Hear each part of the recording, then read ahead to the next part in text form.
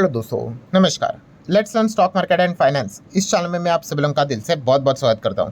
अगर आपने पहली बार विजिट किया है ज़रूर चैनल को सब्सक्राइब कर लेना। उसी के साथ साथ ये जो बेल आइकन है उसको भी हिट करके ऑल ज़रूर सेलेक्ट करके रख लेना, तब जाके आपको हर एक वीडियो का नोटिफिकेशन टाइमली मिलता रहेगा। सो चलिए दोस्तों, फिलहाल तो इस वीडियो को स्टार्ट कर लेते हैं।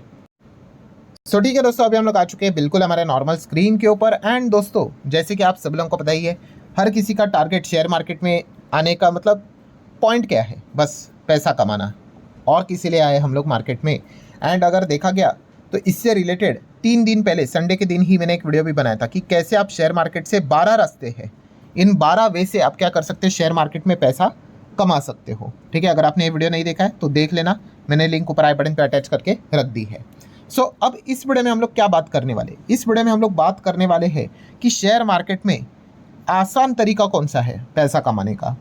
ठीक है, और जैसे कि हम लोगों ने देखा है कुल मिला के 12-13 रास्ते हैं, उसी से रिलेटेड हम बात करेंगे। और हम क्या करेंगे, जो रास्ता टफ है उसके साथ शुरुआत करेंगे और धीमे धीमे करके कहाँ तक पहुँचेंगे, आसान रास्ता कौन सा है, नंबर 1 पे कौन सी चीज़ है जहाँ से आप मतलब लिटरली पैसा लगाकर चैन की नींद सोओगे, आपका पैसा बन जाएगा। और कहाँ पे सबसे ज़्यादा मुश्किल रास्ता है जहाँ पे आपके लिटरली धज्जा उड़ जाएगी आपके पैसे की, आपके पोर्टफोलियो की।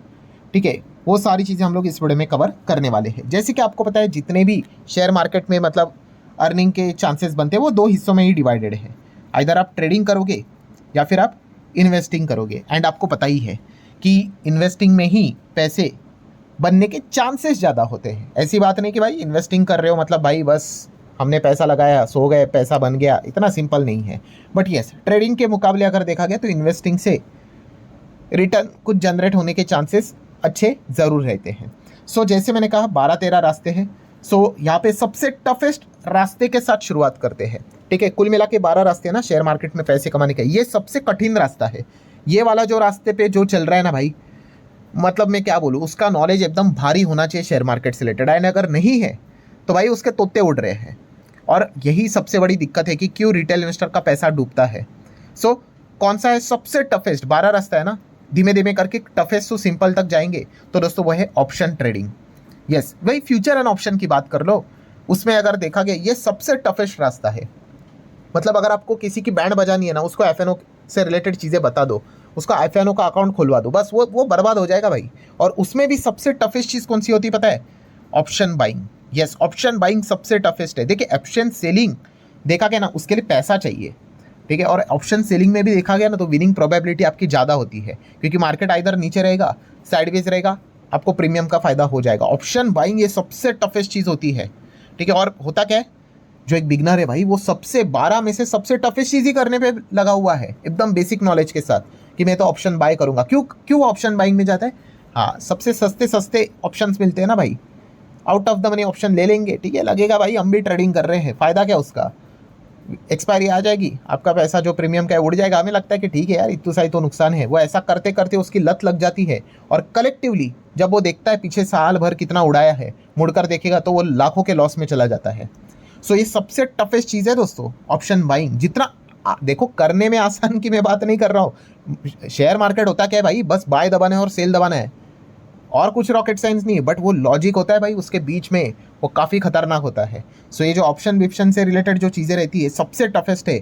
और यहाँ पे अगर किसी बिगनर ने हाथ डाला, उसका हाथ ही क्या पूरा शरीर ही जल जाएगा। और यही होता है, सेबी भी बताता है 93% लोग लॉस में, आपको पता ही है। बहुत सारे ऑप्शन सिखाने वाले भी आपको पता है वो खुद लॉस में होते हैं। वो ट्रेनिंग करवा के कोर्स बेचवा कर क्या करते हैं, अपना लॉस रिकवर कर लेते हैं, उसी से ही कमाते हैं। कोर्स बेचना गलत नहीं होता, बट खुद अगर लॉस में है तो क्या आप दूसरों के सिखाओगे। नेक्स्ट अगर बात करेंगे दोस्तों 11 नंबर कि वो भी क्या रहता है भाई, फ्यूचर एंड ऑप्शन की बात करें। अभी ऑप्शन हो गया ना, तो भाई फ्यूचर ट्रेडिंग की भी बात कर ले, वो भी सेम ही है। फ्यूचर एंड ऑप्शन की अगर बात कर ले तो ये आ गया 12-11 नंबर के ऊपर।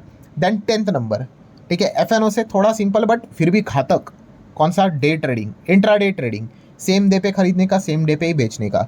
अगेन बर्बाद हो जाते हैं लोग इसमें, एकदम पूरी तरीके से लुट जाते हैं। सो ये भी एकदम खतरनाक चीज़। अगर आप ये कर रहे हो ना, मैं आपको दावे के साथ कहता हूँ आप लॉस में ही होंगे भाई। आप शेयर मार्केट छोड़ दोगे। ठीक है, वो मोटिवेशनल जितने रील्स देखना है देखो लो, ठीक है, कुछ होना जाना यहाँ पे है नहीं। डीमोटिवेट नहीं कर रहा हूँ भाई, प्रैक्टिकल चीज़ें बता रहा हूँ। नेक्स्ट अगर मैं बात करूँ दोस्तों तो पॉइंट नंबर 9, ठीक है, ये भी टफ है बट थोड़ा आसानी की ओर हम बढ़ना यहाँ पे चाहेंगे, वो है सेक्टर रोटेशन, यस, अगर आपके पास सेक्टर का नॉलेज यहाँ पे होना चाहिए, ठीक है। ये भी टफ है, ऐसी बात नहीं है भाई, टफ ही है, बट सेक्टर का अगर आपके पास प्रॉपर नॉलेज अगर होगा तो आपको समझ में आएगा कि भाई कब एंटर करना है, कब नहीं करना है।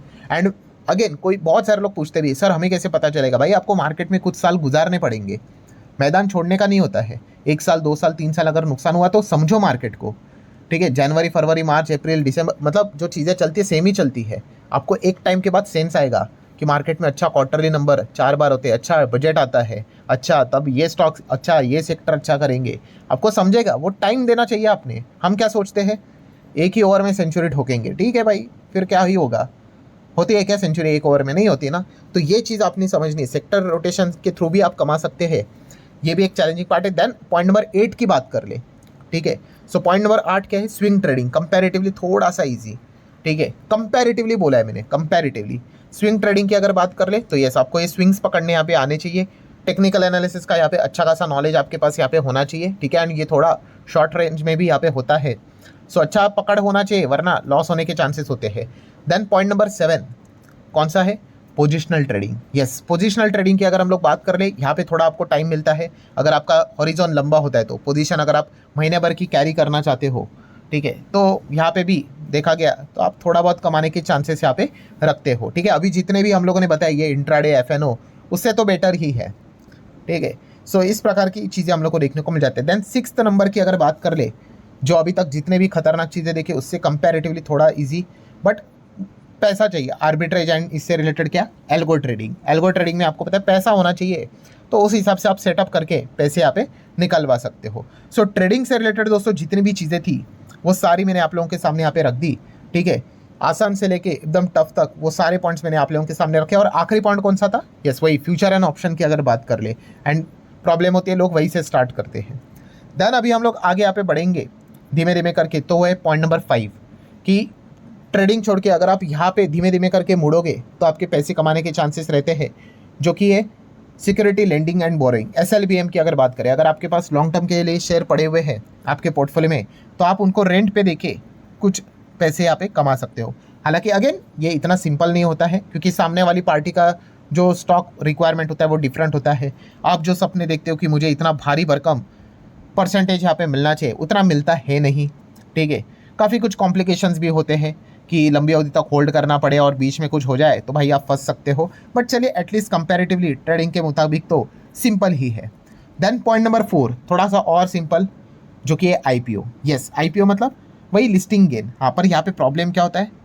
लक फैक्टर होना चाहिए भाई। अगर अच्छा IPO है, GMP काफ़ी तगड़ा है, वहाँ पे तो भाई इतना ओवर सब्सक्रिप्शन हो जाता है, वहाँ पे कितना मतलब मल्टीपल डीमैट अकाउंट से अप्लाई करके भी मिलता नहीं है। सो लक होना चाहिए। यहाँ पे लक ने साथ दिया ना तो लिस्टिंग गेन निकालने के चांसेस यहाँ पे रहते हैं। यहाँ पे मतलब बहुत अच्छा खासा फायदा होता है। मैं भी इसमें बहुत कुछ अच्छा खासा यहाँ पे कमा लेता हूँ, ठीक है। बट जैसे मैंने कहा, इसमें लक होना चाहिए।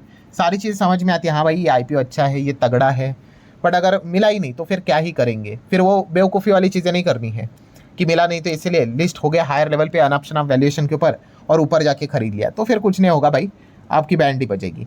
बट येस, कंपैरेटिवली हम कह सकते हैं ट्रेडिंग के मुकाबले या IPO से रिलेटेड जो चीज़ें रहती है वो करना थोड़ा तो सेंसिबल बात यहाँ पे बनती है। देन तीसरा आसान तरीका, अभी जैसे मैंने बोला ना धीमे धीमे और आसान की ओर हम बढ़ेंगे, वो है डिविडेंड इन्वेस्टिंग। यस, शेयर में निवेश करो, आपको डिविडेंड मिल जाएगा। तो ये एक कंपैरेटिवली हम लोग को ईजी चीज़ देखने को मिल जाता है। हाँ, बट डिविडेंड काफ़ी छोटा होता है, ऐसा नहीं। अगर आपको बड़ा डिविडेंड चाहिए तो आपका इन्वेस्टमेंट भी उतना बड़ा होना चाहिए। ऐसा नहीं हो सकता कि 100 रुपये का इन्वेस्टमेंट और 10,000 रुपये का डिविडेंड, बिल्कुल नहीं, उल्टी चीज़ होती है।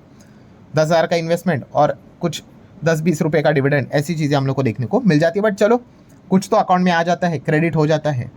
देन पॉइंट नंबर 2 की अगर बात कर ले तो वो है long term investing. Yes, and long term investment में भी अगर आप ETF करोगे तो और भी बेटर। इंडिविजुअल स्टॉक में भी देखा गया तो पैसे बनते हैं, बट प्रॉब्लम क्या होते हैं, बहुत सारे लोग पढ़ते ही नहीं हैं, बिजनेस को देखते नहीं। वो तो खरीदेंगे भाई जो स्टॉक भाग रहा है उसके पीछे। 100 का स्टॉक 200, 300, 400, 500, 1000 हो गया, चलो खरीद लो उसको, ये सोच के कि 1000 का 10,000 होगा, फिर बोलेंगे कि पैसा नहीं बन रहा है, तो फिर कैसे ही बनेगा? सो लॉन्ग टर्म इन्वेस्टिंग अगर देखा गया तो ये नंबर 2 पे हम लोग को देखने को यहाँ पे मिल जाता है। एंड नंबर 1 पे क्या है? तो नंबर 1 पे भी वही चीज़ है, इन्वेस्टमेंट से रिलेटेड म्यूचुअल फंड, ये सबसे बेस्ट होता है।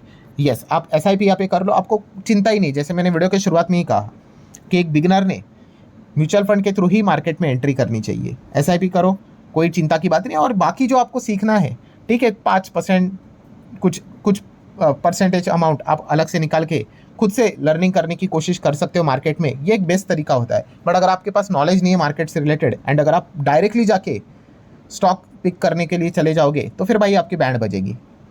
तो ये सबसे आसान तरीका होता है। अगर कोई पूछेगा शेयर बाजार में सबसे ज़्यादा पैसे कौन कमाते हैं, इन्वेस्टर, और इन्वेस्टर में भी कौन, म्यूचुअल फंड वाले, एसआईपी करने वाले। हाँ, सिर्फ यहाँ पे एक चीज़ होती है कि आपको अच्छा फंड एंड टिकना आना चाहिए।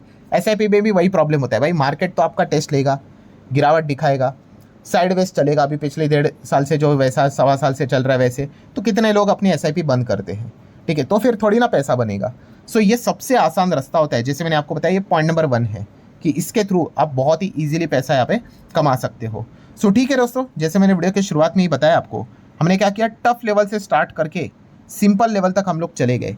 एंड जैसे मैंने अभी आप लोगों को क्या बताया कि मज़े की बात क्या है, लोग क्या करते हैं, सबसे जो टफेस्ट चीज़ है, जो पॉइंट नंबर 12 कौन सा हम लोगों ने देख लिया, ऑप्शन, फ्यूचर एंड ऑप्शन, आखिरी वाले पॉइंट पकड़ लो, वहाँ पे डायरेक्टली जाते हैं तो क्या ही होगा भाई, मार तो खाओगे ही खाओगे। और जहाँ पे आसानी से पैसा बन सकता है, एक म्यूचुअल फंड पकड़ लो, वहाँ पे एसआईपी शुरू कर लो, आप रिजल्ट देख लो, ठीक है, आपके पैसे यहाँ पे बनेंगे।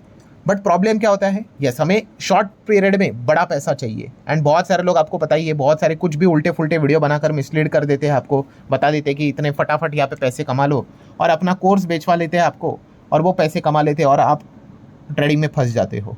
सो अगर आपको सिंपल तरीके से अगर कमाना है पैसा, तो वो मैंने आप लोगों को रास्ता यहाँ पे दिखा दिया है। और वो समरी क्या है, नंबर 1 अगर सबसे आसान रास्ता है तो म्यूचुअल फंड में एसआईपी करो। उसके बाद टफ अगर कोई चीज़ है तो वह है इंडिविजुअल स्टॉक पिकिंग। तीसरा टफ है तो वह है डिविडेंड इन्वेस्टिंग। चौथा जो है वो है आईपीओ से रिलेटेड लक चाहिए तो पैसा बनेगा। पांचवा अगर कोई चीज़ है तो वो सिक्योरिटी लेंडिंग, बोरिंग, स्टॉक को रेंट के ऊपर देने का। ये टफ इतना नहीं है, बट जैसे मैंने कहा, जो आप एक्सपेक्ट करते हो वो इतना इजीली मिलता नहीं है। देन ट्रेडिंग वाली चीज़ें स्टार्ट होती है एंड धीमे धीमे करके और ज़्यादा चीज़ें मुश्किल होती है। 6th टफ चीज़ कौन सी है, तो आर्बिट्रेज, एल्गो ट्रेडिंग का इस्तेमाल करना, काफ़ी पैसे वाले लोगों की बात है। 7th और कौन सी टफ चीज़ है, तो पोजिशनल ट्रेडिंग टफ चीज़ है, ठीक है। इससे भी ज़्यादा टफ क्या है, तो वो स्विंग ट्रेडिंग है, क्योंकि बहुत ही शॉर्ट ड्यूरेशन होता है। इससे भी टफ कौन सी चीज़ है, तो सेक्टरल रोटेशन से रिलेटेड अगर आप ट्रेड करते हो तो नॉलेज होनी चाहिए अच्छी सेक्टर की, वरना लेने के देने पड़ सकते हैं। देन इससे भी टफ क्या है, तो आप एक ही दिन में बाइंग सेलिंग का प्लान करते हो, डे ट्रेडिंग, ये सबसे टफ है।